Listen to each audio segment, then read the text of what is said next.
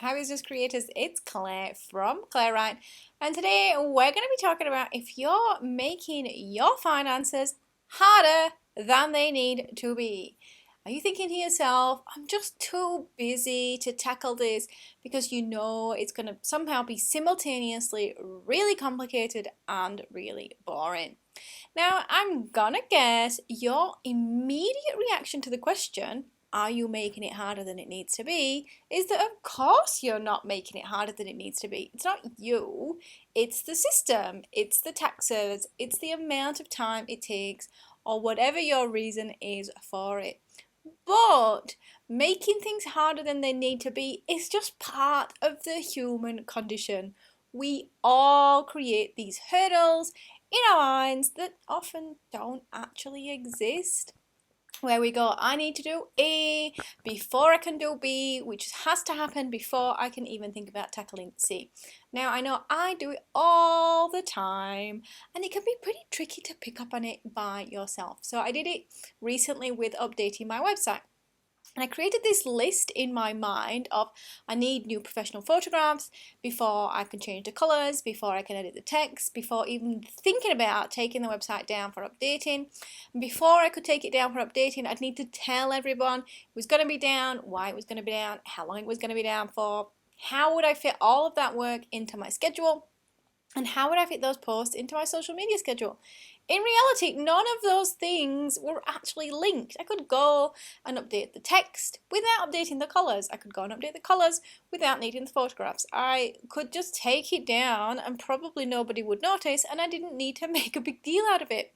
So are you doing this with your business finances? Let's look at some of the ways you may be inadvertently making your business finances harder than they need to be. So the first one that comes up often is adding an unnecessary level of complications because we think finance has to be this huge, complicated drama like, a decade-long soap opera. In fact, the purpose of accounting is twofold. One, for taxes and legislative things, boring, dull, okay. But secondly, it's for the business owner. Yes, for you. The records are there, the records are created to help you make decisions, to help you see where things are working financially and where they're not working financially, to help you see what your cash flow requirements will be to cover your upcoming bills, to see what income you need to make the amount of profit you want. There are so many decisions, so much information in finance that's actually for the business owner. Taxes really are a very specific and small part of bookkeeping. Now, I see this happen so often when business owners create this plethora of categories for their expenses. They separate printing from office expenses, which is separated from stationery, which is separated from postage, which is separated from their subscription for, say, Microsoft Office. All of these things, if they're not significant, they could just be in a single expense category. Office, or office expenses potentially.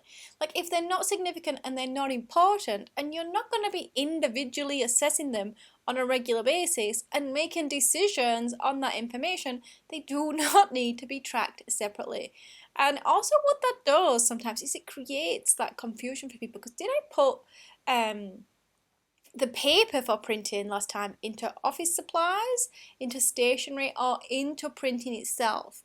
And you don't need that information. You do not need to create that burden for yourself. That is making it harder than it needs to be. So the second way we love to do this, and I talked about this in detail recently, is thinking it needs to be perfect. We are all human. I probably don't need to tell you that.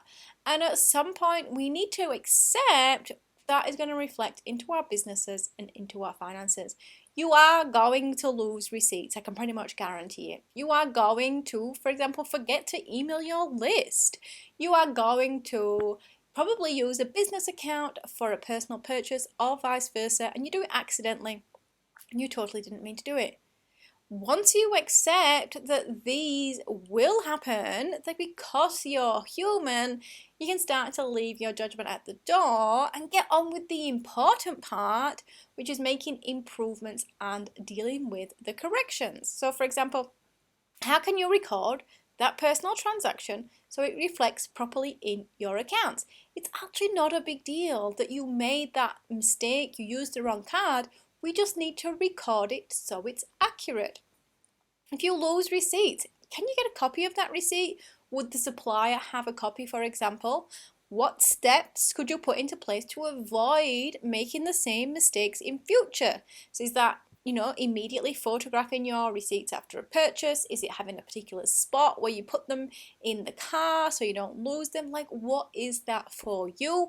How can you make this better and avoid doing it in future, but also accept it is going to happen again in the future? You are not perfect, and your accounting and bookkeeping and financial records are not going to be perfect either, but you make it harder by judging and beating yourself up and thinking it has to be perfect. So then the third way, and this really is more of a mental one, is you think you just need to try harder. Because if you've already tried, like really honestly tried, then is working harder somehow gonna make it easier and actually work? Or are you just gonna despise the action even more because it's so much more effort?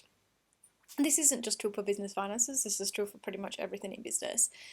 If the strategy or the system isn't working, with the caveat that you've really tried and you've given it enough time to actually make a difference, then maybe you need to go back and do some more brainstorming.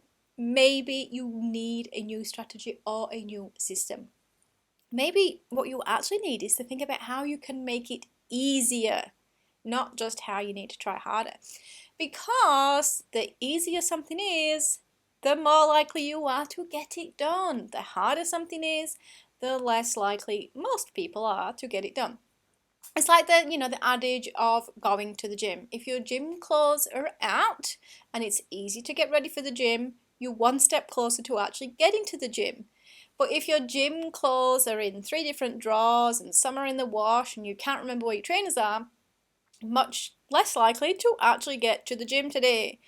Unless your motivation is sky high, and I'm going to guess your motivation for business is not sky high, business finance, that is.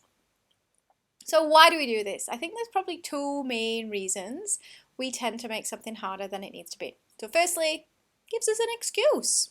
Why hasn't it been done? Because it's really hard. I tried to do my bookkeeping, but my receipts are everywhere and in such a state that I just didn't have the time to get through it all. And then secondly, we can use the knowledge of how hard the task is going to be to avoid even attempting it, because I don't have the time or the energy to attempt getting caught up on my bookkeeping because it is going to take days and I just don't have the time for it. What we do is we build up the difficulty in our minds and we build up the excuse and avoidance levels.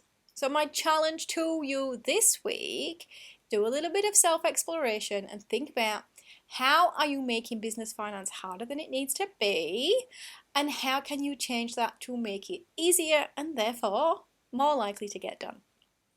If this video has been useful, I'd love you to give it a thumbs up or comment and let me know your favorite excuses and avoidances, how you're making it harder.